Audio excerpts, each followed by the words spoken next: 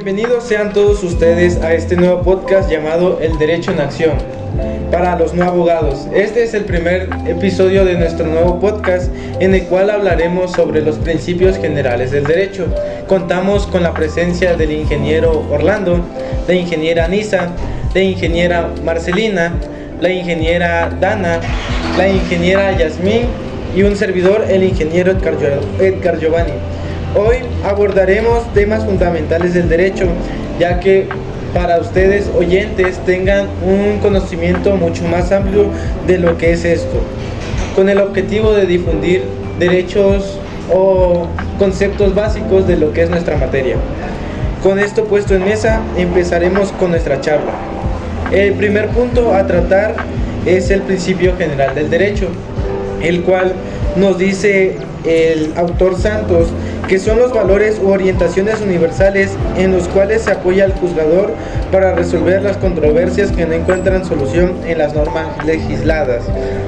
Podemos explicarlo de tal manera que el concepto fundamental de derecho son aquellas partes en donde nosotros exigimos nuestros derechos o obligaciones como mexicanos, y así pues podemos poner a consideración todas nuestras leyes. Compañero, ¿algo que quieras decir? Pues yo entiendo el derecho de esta forma. Básicamente, pues en la vida, pues básicamente pues no hay reglas, por así decirlo. Es como un juego, pero sin reglas establecidas. Ya entrando en sociedad, pues necesitamos organizarlos de alguna forma. ¿Y cuál fue la manera en la que decidimos hacerlo? Básicamente el derecho. ¿Y cuál es la diferencia de vivir en sociedad a vivir una vida libre? Pues básicamente que ahora es un juego cerrado, con reglas establecidas y con límites. Ok, el derecho lo podemos expresar de tal manera que se basa en nuestras decisiones, y las decisiones tienen que ver con el tema de lo que es ética y moral. Y a consideración de nosotros hemos puesto el tema de ética y moral. ¿Qué es la ética? Desde mi perspectiva y para la explicación de ustedes, la ética es aquella rama filosófica que estudia tanto lo bueno y lo malo de los valores del ser humano. Y lo bueno de la ética es que es reflexiva. Lo puedo tomar a consideración de ustedes oyentes, que la ética es aquella en donde nosotros pensamos tanto lo bueno como lo malo de lo que hacemos y en el cómo actuamos. Sin embargo, pues muchas de estas veces para la ley pues puede ser consideración mala, pero para nosotros nos puede parecer buena. No sé si tengan alguna opinión o alguna diferencia en la opinión que pues le propuse. Se podría decir que la ética es como libre, o sea, como que no va regida por una sociedad, o como que no tenemos un patrón. Exacto. O sea, es libre. Lo que tú quieras hacer, lo puedes hacer sin ningún impedimento. ¿Está bien eso? Pues podríamos decirlo que sí, ya que pues es a criterio de nosotros, y pues como es a criterio de nosotros, no se basa la decisión en lo que dicta la sociedad, sino en el pensamiento de uno mismo. Y con esto conseguimos a llegar al siguiente punto, que es la moral. ¿Qué es la moral según nuestro doctor Gallardo Cuauhtémoc? Según la moral, es el conjunto de valores impuestos por un determinado grupo de personas a la colectividad, siendo estas obligatorias y en caso de desobedecerlas, la consecuencia, la exclusión social. La moral es cambiante, responde a modas. ¿Qué nos quiere decir esto? Muchas de las veces, tradicionalmente nuestros padres nos han inculcado que son pues ciertas normas que tenemos que hacer nosotros mismos, ya que por decir el saludo a todas las personas de mano y un beso en el cachete pues es algo moral, también como aquella parte en la cual pues se toma a consideración de pues ser o son normas que prácticamente nos dicta nuestra sociedad. No sé si alguien difiera o quiera decir algo. Yo entiendo de esta forma. Bueno, la ética son los principios los principios personales que se rige a uno mismo. y pues uno no puede ser ético sin antes entenderlo. También precisamente por eso es un conocimiento personal. Dado que pues uno no puede establecer esos principios si antes no los conoce.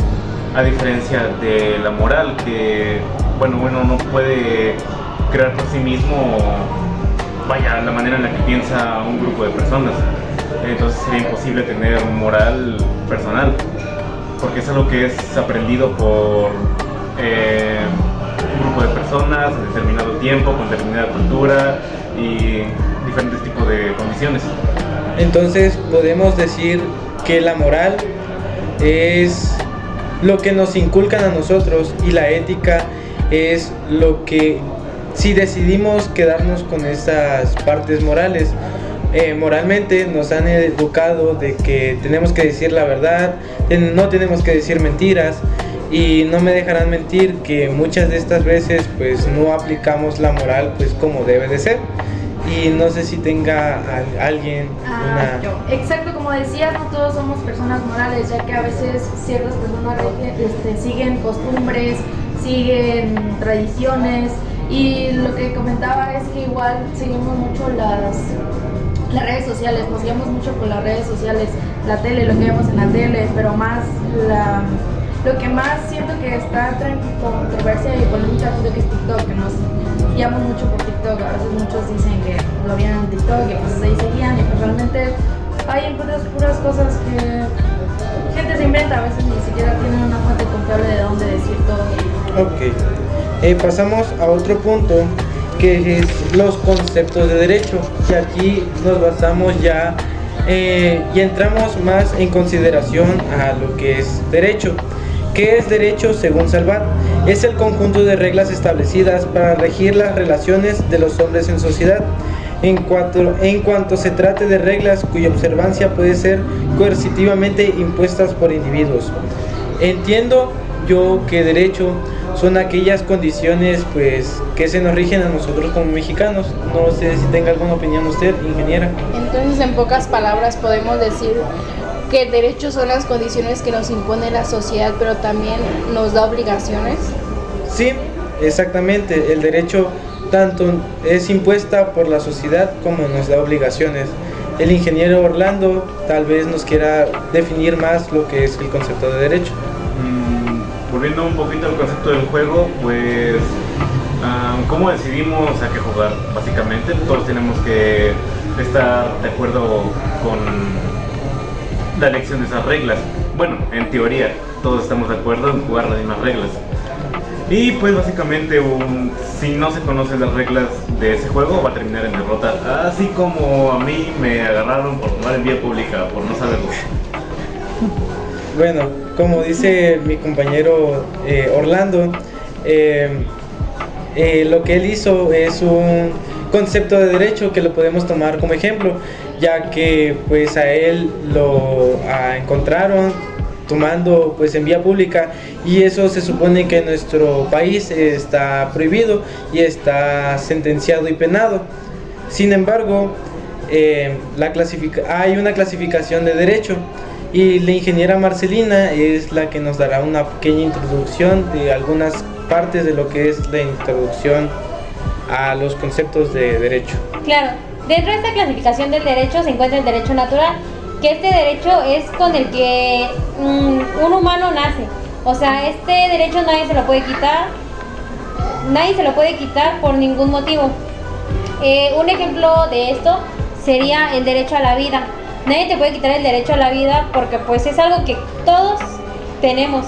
Igual dentro de este podría entrar el derecho a elegir tu religión, tu sexualidad, e igual estudiar. Ese nadie te lo puede quitar porque es algo que desde que naces lo tienes. Ok.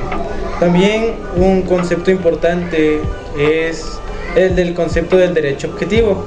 ¿Qué es el derecho objetivo o cómo se basa su creación? Su creación, según Villoro Toranzo, nos dice que su creación se basa en las leyes naturales, ya que pues en caso de, por decir, digamos un ejemplo, se crea la ley natural, y base a esta ley natural se van a crear las leyes positivas. Una ley positiva puede ser la ley a la vida, ya que nosotros tenemos derecho a la vida desde que nacemos. Desde que estamos fecundando en el óvulo de una mujer, pues nosotros tenemos el derecho a permanecer ahí, o básicamente es lo que nos rige en la ley. También el ingeniero Orlando nos definirá lo que es el derecho vigente. Según Peniche, el derecho vigente está constituido por el conjunto de normas que un país determinado y en determinada época el Estado considera obligatorias, pudiendo decirse según García Maínez que la vigencia es el sello que el Estado imprime a las reglas jurídicas, ya sean constitucionarias o escritas, pero sancionadas por él. Bueno, básicamente que una ley tiene, por así decirlo, fecha de caducidad, un tiempo límite de que esa fecha, que esa ley está vigente, puede estar en acción. Y un ejemplo que se me viene a la mente es de que un presidente promulga una nueva ley, esa ley está aprobada, entonces luego, pues, por una razón de así decirlo, derrogan esa ley, entonces ya no es válida y punto final. Ok, el siguiente punto es lo que es derecho público, lo cual nos lo va a definir la ingeniera Yasmín. El derecho público es el conjunto de normas que regulan las actividades de los particulares frente al Estado y las relaciones de los estados soberanos entre sí. Se divide en interno y externo según se aplique en el interior de un país o que rija internacionalmente.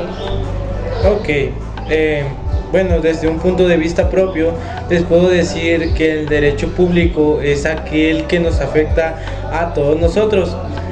Puede ser como una persona asesina, una persona que secuestra, una persona que viola personas.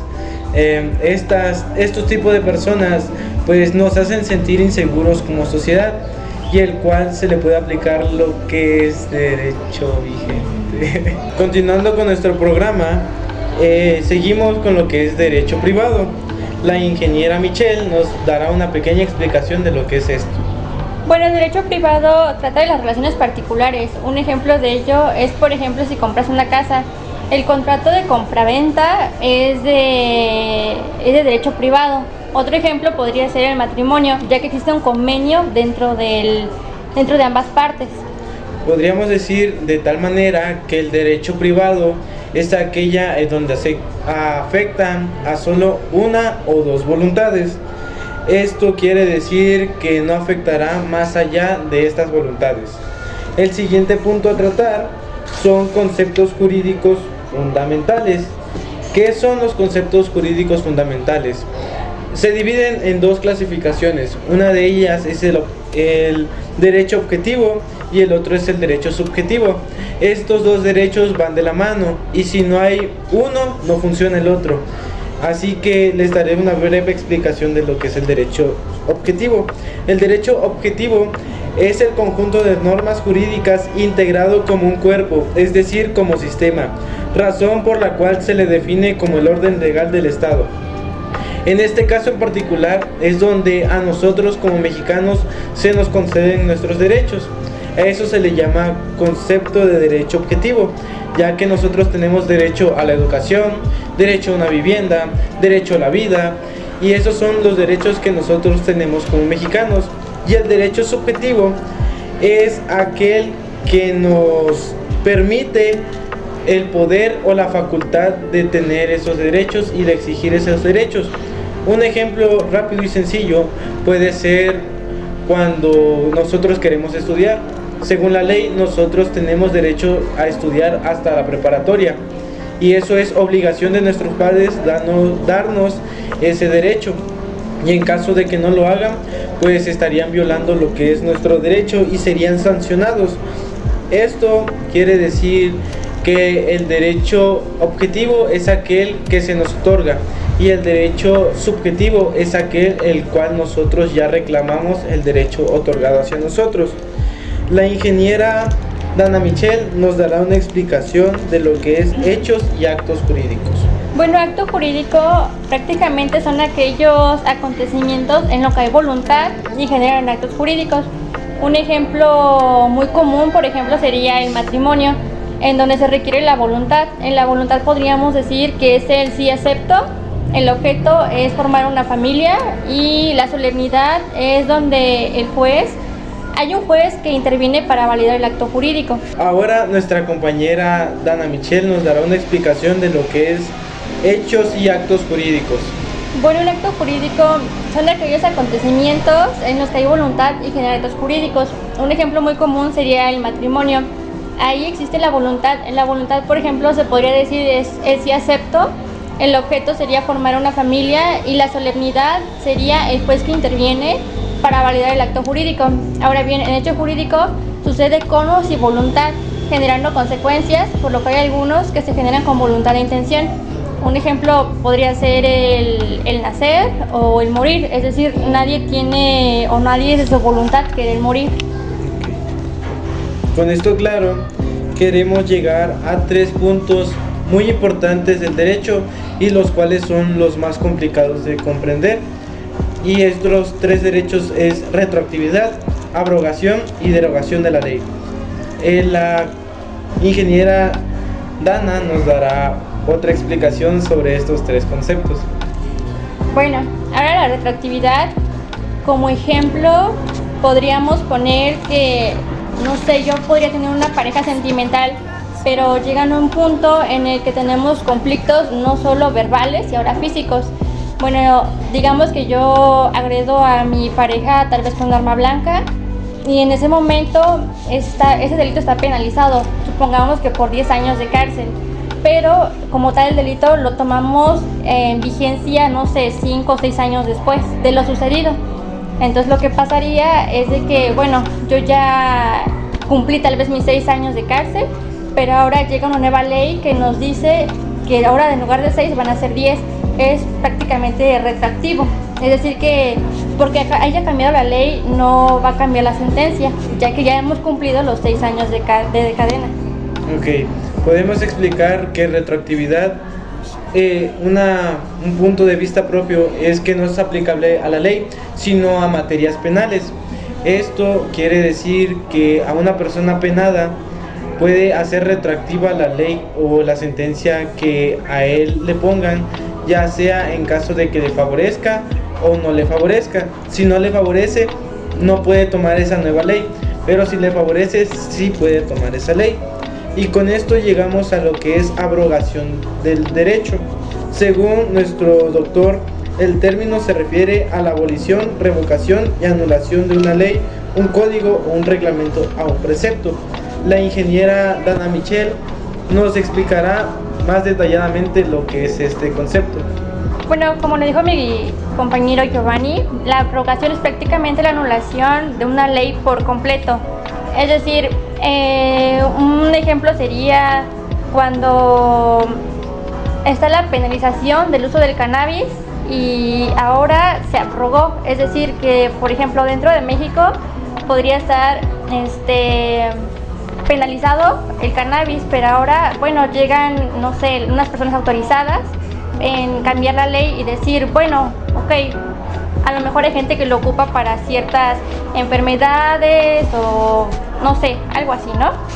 Entonces la ley se puede derogar. Eso quiere decir que solo se cambia una parte de ella, o sea que no se elimina por completo la ley a comparación de la abrogación, que sí se elimina.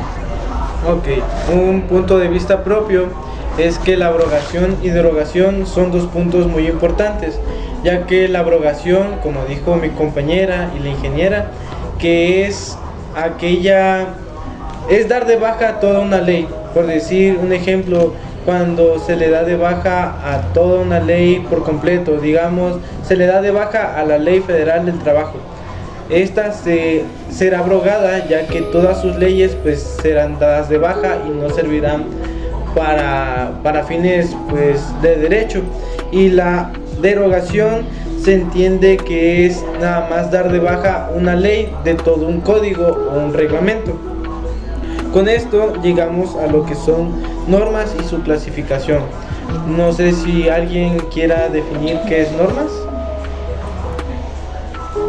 norma es algo que rige a una sociedad o a lo que sea en su entorno, nos pone reglas o nos marca una determinada conducta que debemos de seguir para vivir hasta cierto punto en armonía. O eso considero yo. No sé si alguno de mis compañeros tenga otro concepto u otra opinión de qué es una norma. Yo siento que es igual como parte de armonía en un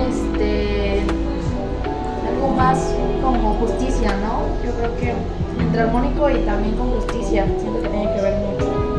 Yo, bueno, desde mi opinión, siento que las normas son aquellas pues que nos prohíben ciertas conductas humanas, ya que pues nosotros como seres humanos pues no tenemos o no podemos hacer ciertos actos, ya que son pues son malos actos o no están permitidos según la ley, y esto lleva a una clasificación, y la clasificación y la columna vertebral de toda esta clasificación son las normas nacionales. Son las que nos rigen a todos nosotros y en todo nuestro país. Estas no son cambiantes y no van a cambiar de acuerdo al estado o al municipio o a la entidad federativa en donde uno se encuentre. Ya sé que serán castigados pues en cualquier parte de la misma manera y de tal y como dicta la ley.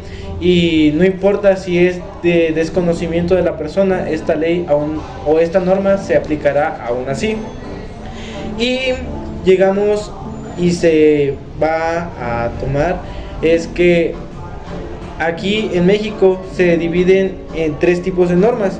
Una de ellas es la más común, que son las normas estatales, que son aquellas pues que se rigen en solo un estado.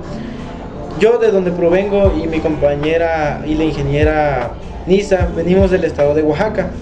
Allá, a comparación de aquí del estado de Puebla, pues hay cierta norma aquí en Puebla de lo que es el testamento, ya que en el mes de octubre tienen cierto descuento y pueden pagar mucho menos dinero a lo que se puede pagar en otros meses.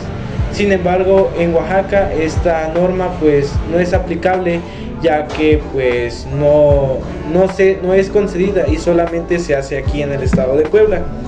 Y también está clasificado en lo que son normas de vigencia determinada. La ingeniera Michelle nos dará una pequeña definición de lo que es esto. Bueno, pues las normas de vigencia determinada son aquellas disposiciones legales que tienen una duración limitada en el tiempo. Eso quiere decir que son temporales y siempre pueden ser ya sea de decretos de emergencia o de disposiciones transitorias. Ahora, las normas de vigencia indeterminada es todo lo contrario. Ellas nos dicen que son disposiciones legales que no tienen una fecha de expiración específica. Ok, podemos decir que las normas de vigencia determinada tienen cierto tiempo de expiración. Digamos, un ejemplo cotidiano que vemos que podría ser que nosotros prestemos dinero. Nosotros prestar dinero, pues le decimos a una persona: no, pues te presto dinero, pero necesito que me lo devuelvas a más tardar el día jueves, y yo se lo presté un día lunes, así que esa norma será pues regida del lunes hasta el día jueves, y del jueves para adelante pues ya no va a tener pues cierta validez esa norma. Sin embargo, con las normas de vigencia indeterminada lo vemos igualmente, y cuando prestamos dinero le decimos: no, pues tienes el tiempo que tú quieras para que me pagues ese dinero, y hasta que saldes tu cuenta pues ya no vamos a tener cierta relación, ¿no?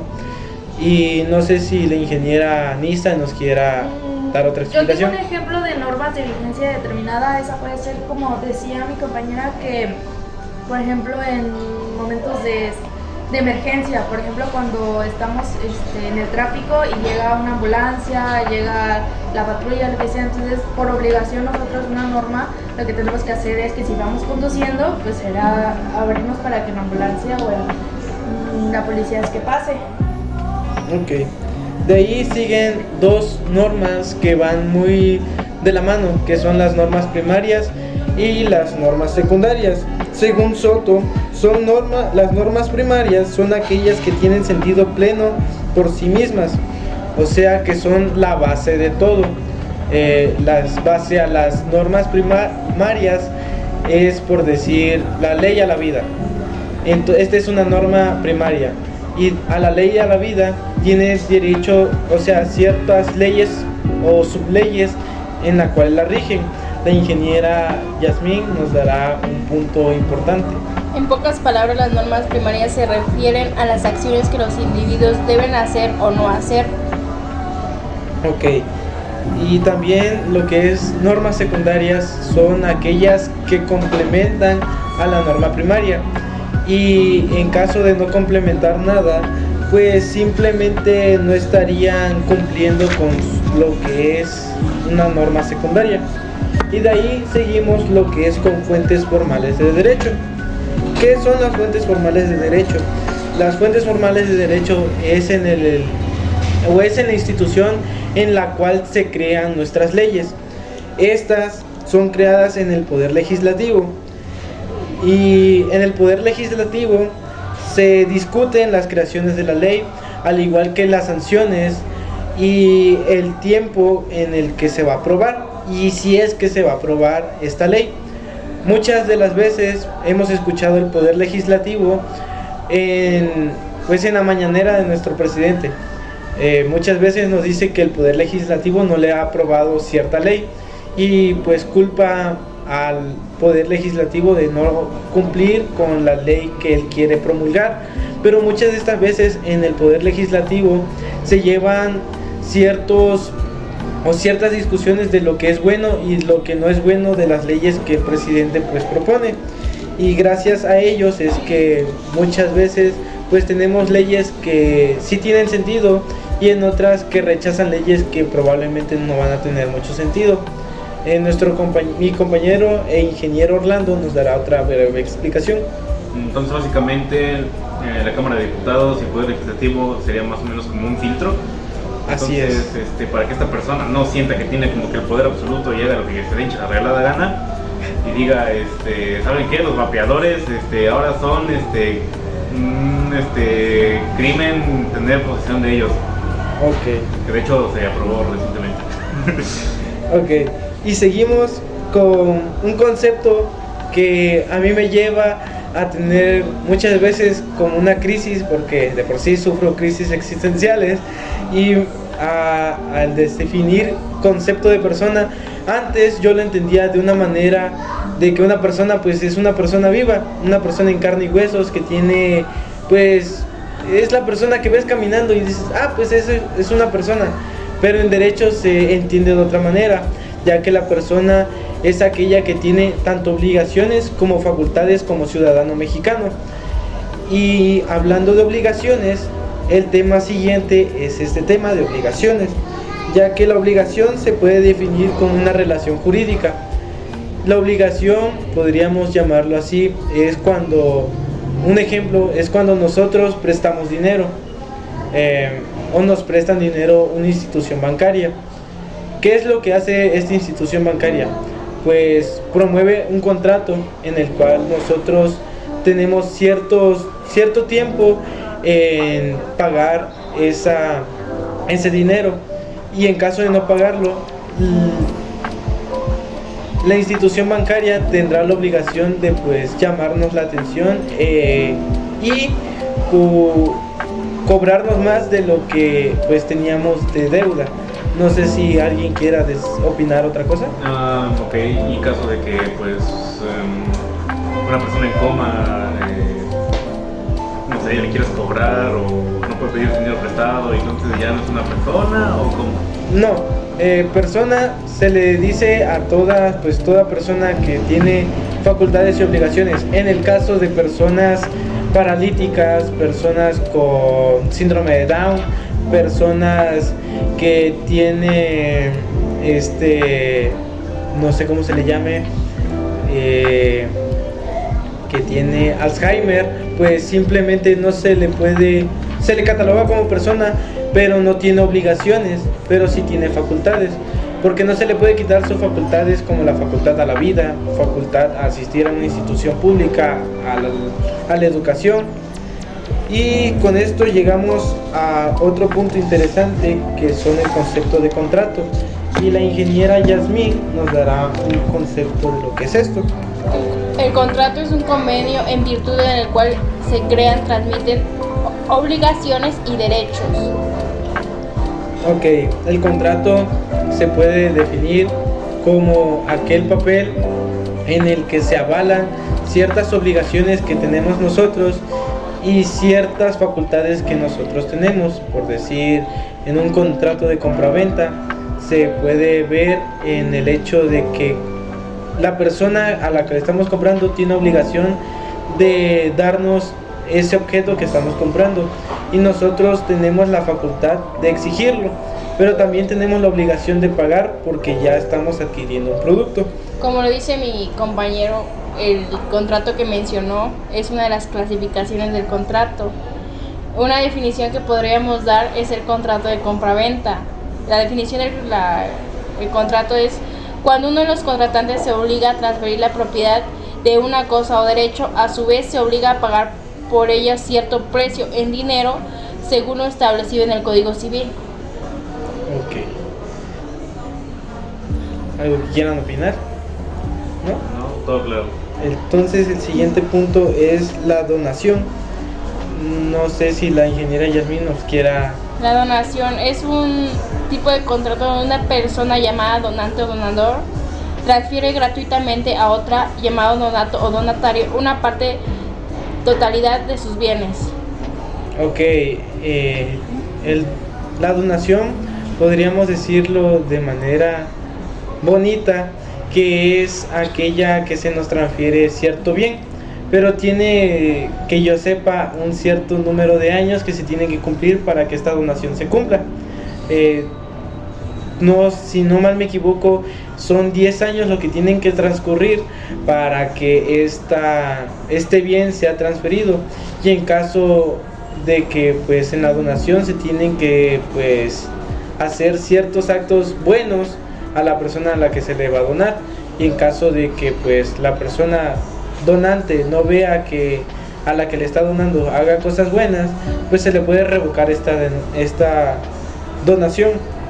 El cual sigue un ejemplo, o bueno, otro concepto bueno, que es el de arrendamiento.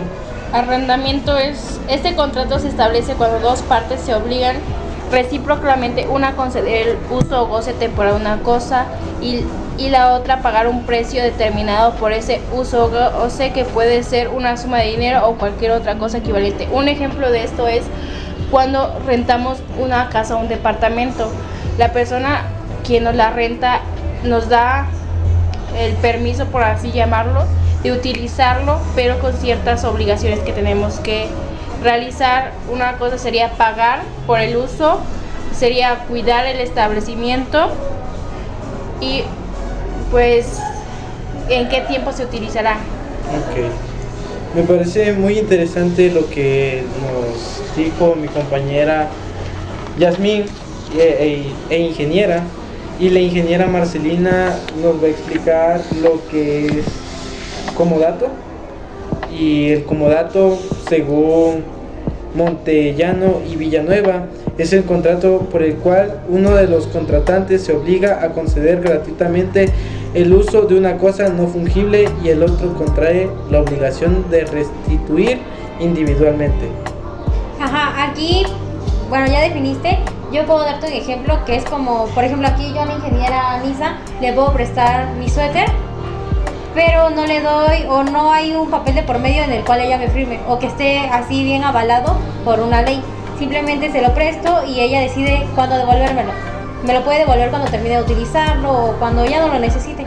Okay. Y no puedo decirle nada siempre y cuando me lo devuelva en las condiciones que yo se lo di. Ok. Entonces es como pedir prestado un libro, ¿no? Ajá. Ok, bueno, para concluir con este podcast, entramos al último punto que a nosotros como logísticos se nos hace demasiado interesante, que son las ramas del derecho aplicable a la logística. El ingeniero Orlando nos dará una explicación de lo que es derecho aduanero y del comercio exterior. Bueno, de manera global son 4 ramas que se involucran más, que es el derecho ambiental, el derecho mercantil, el derecho administrativo, el derecho aduanero y de comercio exterior. Según en palabras de Carvajal, el derecho aduanero se define como el conjunto de normas jurídicas que regulan por medio de un ente administrativo las actividades o funciones del Estado en relación con el comercio exterior de mercancías que entran o salgan en sus diferentes regímenes al o del territorio aduanero, así como de los medios y tráficos en que se conduzcan y las personas que intervienen en cualquiera de la actividad o que violen las disposiciones jurídicas. Ok, básicamente esto dice que, bueno, y en relación, principalmente es importante porque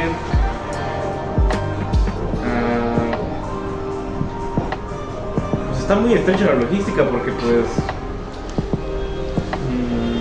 lo podríamos catalogar como aquella parte que nosotros tenemos, por decir un ejemplo, podríamos decir que nosotros como logísticos tenemos como objetivo el clasificar, ver y qué tipos de productos están entrando y saliendo de nuestro país, ya que si, por decir, nosotros no revisamos la mercancía que vamos a mandar, probablemente haya algunas drogas o algo ilegítimo en esa mercancía, y la cual puede ser no buena para nosotros como logísticos, ya que se nos castigará de manera que pues ahí se considera un acto penal.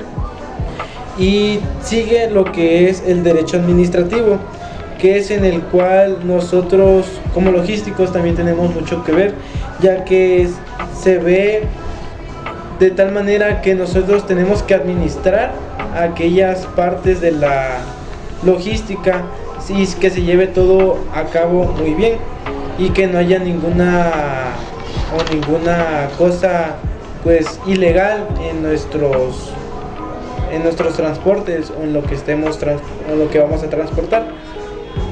¿Algo que quieran opinar? Pues en cuestión de derecho mercantil y administrativo se complementan bastante, porque lo que básicamente hace el derecho administrativo es de que regula que se cumplan las normativas en el marco legal, y es básicamente lo que hace, que no haya ninguna cosa que se quiera salir por, no sé, algo ilegal o algo por el estilo. Entonces principalmente se encarga de eso. Y lo que hace el derecho mercantil básicamente es que establece las normativas del marco jurídico. Entonces uno hace las reglas y el otro hace que no salgan de esas reglas. Bueno, ya este podcast está llegando a su fin, y desde mi perspectiva les puedo dar una conclusión que a mí me pareció muy interesante en la conversación que tuvimos, y la investigación que se hizo previamente, ya que me hizo tener un panorama mucho más amplio de lo que es el derecho, y que no solo es aplicable en materias fiscales ni penales, sino también en nuestra rama, que es la logística. ¿Qué me hizo ver o qué me hizo saber el derecho para nosotros o para mí? Me hizo aprender y dar a entender a mis familiares y a ciertas personas pues lo que es el derecho, y que no solo es aplicable pues solo cuando pues vamos a un tribunal, sino que lo podemos aplicar en nuestra vida diaria. No sé si alguien tiene una conclusión sobre este tema. Ajá, de la misma forma, como lo dices, esto me ayudó a abrir más mi mente, porque me dieron diferentes opiniones, o cada uno dio su perspectiva de cómo ve el derecho, sus conceptos y todo esto. Así que esta vez me voy con un conocimiento más amplio y nuevas opiniones para practicarlas en un futuro. Me voy muy contenta de esto. Para mí la conclusión sería que el derecho en el campo de la logística es fundamental para garantizar operaciones eficientes, seguras y cumplir con las regulaciones establecidas para la ley. La mía, yo creo que nos dio a entender un poquito más que no solo el derecho se basa en nuestros privilegios como persona o en lo que tenemos que hacer, sino también lo que nos corresponde y nuestras obligaciones ante estas normas y estos derechos que nos dan. Y yo me llevo como aprendizaje tras escuchar a mis compañeros que pues el derecho tiene múltiples aplicaciones, desde un tribunal hasta las fronteras de una zona, que por cierto casi no se trata el derecho ambiental en cuestiones legales, pero bueno, es otro tema. Bueno, como para finalizar este podcast, me gustaría agradecerles su presencia por venir y tomarse el tiempo de darnos una explicación y de investigar sobre lo que es el derecho. Muchas gracias por asistir y muchas gracias por su participación. Alguna sugerencia que tengan ustedes oyentes pueden ponerlo en la caja de comentarios, y si tienen alguna duda pueden ponerla y con gusto nosotros les responderemos. Esto ha sido todo por nuestro podcast llamado El Derecho en Acción para los No Abogados. Muchísimas gracias. Hasta luego.